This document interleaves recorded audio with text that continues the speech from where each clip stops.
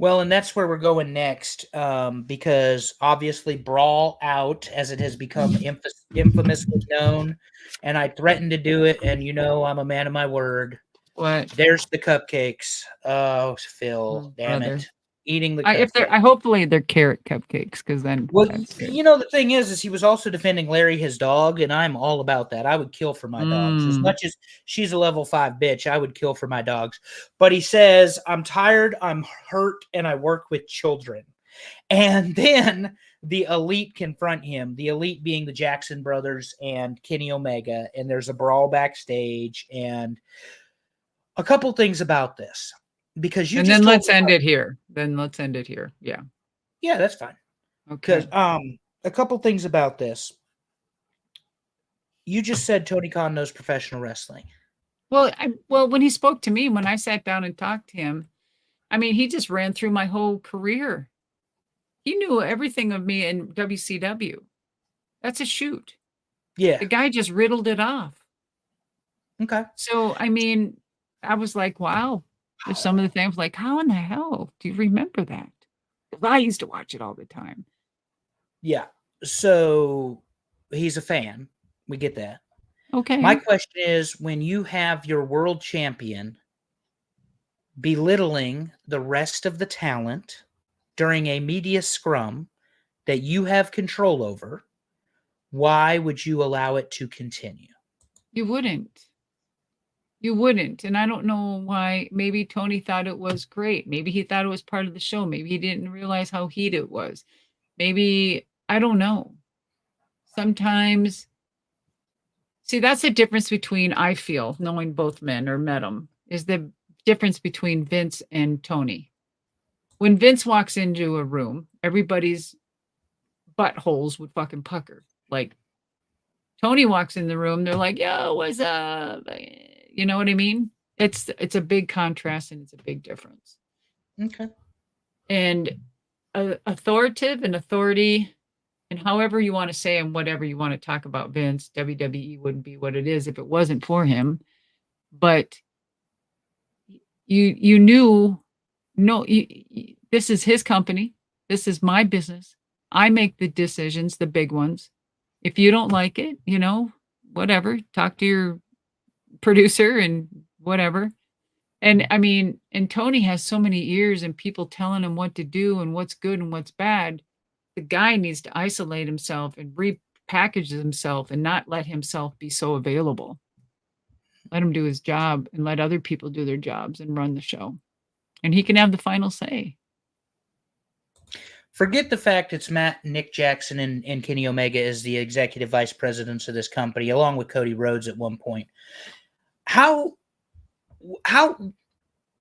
well, I don't know what I'm trying to ask, other than, is it very smart to have working wrestlers as your executives inside the company?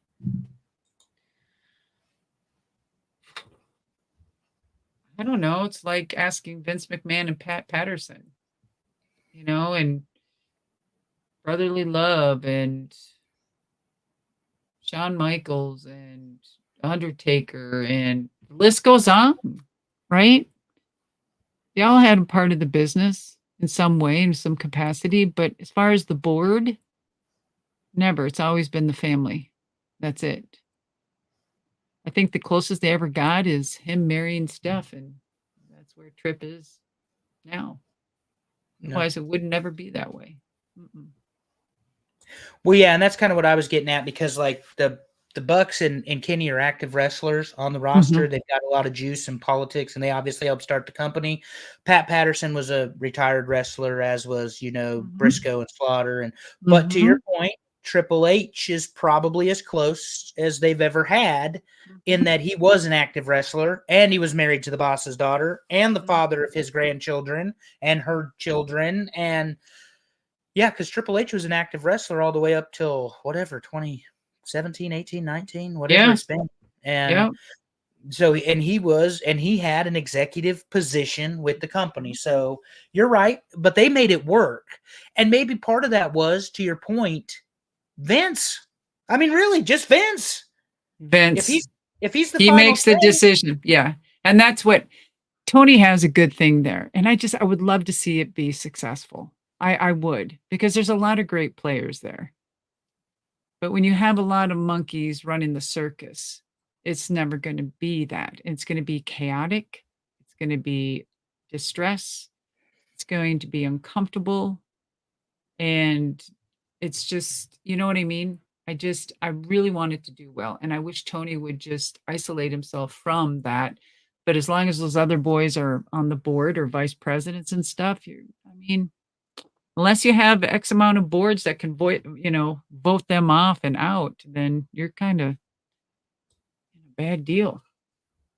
Maybe they have ownership too, you know what I mean? Shares and whatnot. So what a great position they're in.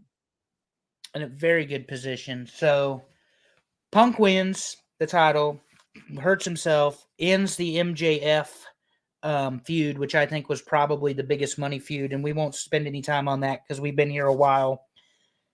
He comes back from injury. Triceps was torn in this match, by the way, against Moxley. So this is one of those 3 injuries we were talking about. And he begins this creative in June of 23 that he's the real world champion. Puts an X across the belt, assuming that he's the real world champion. They make it to Wembley. He has a match with Samoa Joe. Before the match with Samoa Joe, he and Jack Perry have words. They're broken up. And everybody on Twitter and AEW that watches saw the security footage that basically went exactly the way CM Punk said the altercation went. He's fired from the company. Tony actually fires him on television, says he feared for his life, all of this sort of stuff. Was the CM Punk experiment in AEW Madusa just snake bitten from the beginning? Or obviously I think CM Punk has some responsibility in this, but they had opportunities and they missed the boat, I think. I don't know what you think. Absolutely. And I think it all could have been handled different. Now, it all could have been handled different stemming from the top. That's lack of management. It would have never escalated the way it did if it didn't. And it got to the point because we have friends of friends on the board or part ownership or whatever they are. And that's a big problem because there's a lot of favoritisms. And it's hard not to, but there is, and people see it, feel it. So when you have a disagreement with somebody that's on the board or vice president, they're best friends with Tony, there's no getting past that, And so was he partial wrong? Yes. I mean, maybe, Phil could have just took the higher road and said, fuck this. I'm out. I'm going to go walk out here for a while and not even bother with it and take a breath. Or can we sit down? Or, whatever the thing is. I don't know. It's just unfortunate, but look where he's at now. Coulda, woulda, shoulda. Things happen for a reason. AEW is still in the same mixing bowl.